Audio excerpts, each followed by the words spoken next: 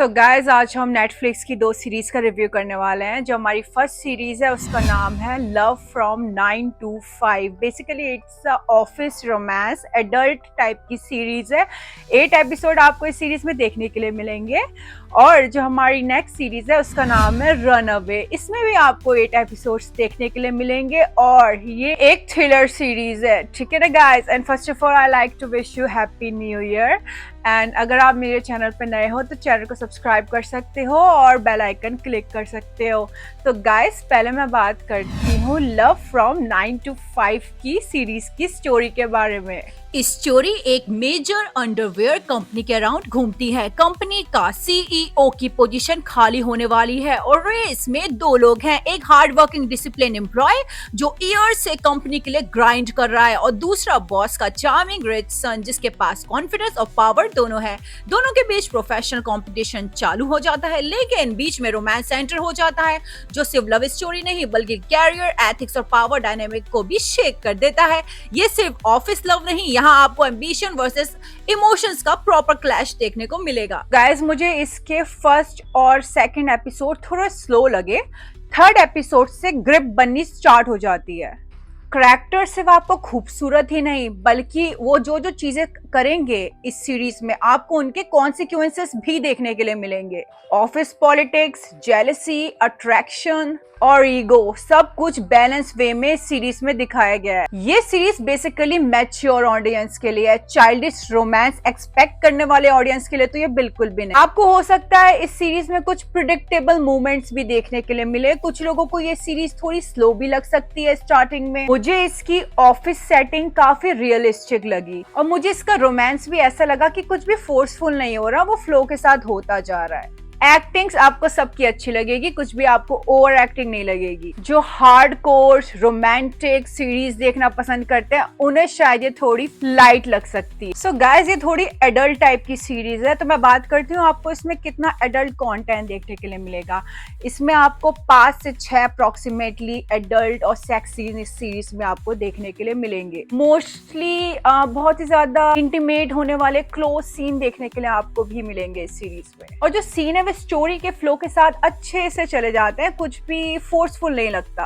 18+ content है। Family के साथ देखना थोड़ा ऑकवर्ड हो सकता है, ठीक है ना। और बेसिकली अगर आप कॉर्पोरेट एम्प्लॉय हो, कॉर्पोरेट में काम करते हो तो मे बी ये सीरीज आपको अच्छी ज्यादा लग सकती है। अगर मैं अपने रेटिंग के लिए बात करूं, मैं इस सीरीज को दूंगी 7.8 आउट ऑफ 10। ये एक मास्टरपीस सीरीज तो बिल्कुल नहीं है, बट आई विल से कि आपका टाइम भी वेस्ट नहीं होगा। रिलैक्स मूड में देखने के लिए ये सीरीज परफेक्ट है। तो गाइज अब हम बढ़ते हैं अपनी नेक्स्ट सीरीज की तरफ जिसका नाम है रन अवे। टोटल 8 एपिसोड्स आपको इसमें देखने के लिए मिलेंगे, ठीक है ना। और ये थ्रिलर सीरीज है। तो चलो गाइज इसकी कहानी के बारे में बात करते हैं। स्टोरी एक डेस्परेट फादर के अराउंड घूमती है जिसकी टीनेज डॉटर अचानक घर से भाग जाती है। इनिशियली लगता है कि ये नॉर्मल रनवे केस है, लेकिन जैसे जैसे फादर उसे ढूंढने लगते हैं वो एक मर्डर इन्वेस्टिगेशन के बीच फंस जाते हैं। यहीं से सीरीज का रियल गेम स्टार्ट होता है। जो केस सिर्फ एक मिसिंग चाइल्ड का लग रहा था वो धीरे धीरे फैमिली सीक्रेट्स, लाइज और पास्ट के डार्क ट्रूथ को एक्सपोज कर देता है। फादर को समझ में आने लग जाता है कि शायद उसकी बेटी सिर्फ भागी नहीं है, उसे भागना पड़ा था। सीरीज थोड़ी स्लो बर्न टाइप की सीरीज है। स्टार्टिंग आपको बहुत ज्यादा हैवी, थोड़ा डिप्रेस सा महसूस करा सकती है, बट अगर आप थोड़ा पेशेंस रखोगे तो ये सीरीज आपको बहुत ही ज्यादा सॉलिड पे ऑफ देती है। हर एपिसोड के एंड में लिटरली ऐसा क्वेश्चन छोड़ दिया जाता है कि आप लिटरली ये सोचोगे कि सच कौन बोल रहा है और झूठ क्या है। मुझे फादर और डॉटर का जो रिलेशनशिप है बहुत ही ज्यादा स्ट्रॉन्ग लगा इस सीरीज में। थ्रिलर एलिमेंट नेचुरल लगेगा, कुछ भी फोर्स नहीं लगेगा आपको इस सीरीज में। थ्रिलर इसका माइंडलेस टाइप का थ्रिलर नहीं है ये। इसमें आपको ज्यादातर साइकोलॉजिकल, इमोशनल इस टाइप का थ्रिलर देखने के लिए मिलेगा जहाँ पे टेंशन दिमाग में बनती है ना कि स्क्रीन पर, ठीक है। इसकी मिस्ट्री भी काफी सॉलिड है। एक लेयर के बाद दूसरी लेयर लिटरली हटती रहती है। मुझे फादर का कैरेक्टर, फादर की एक्टिंग टॉप नॉच लगी। पूरी सीरीज आपको डार्क टोन में देखने के लिए मिलेगी जिसे बहुत अच्छे से मेंटेन किया गया है। Short scene, no unnecessary filter.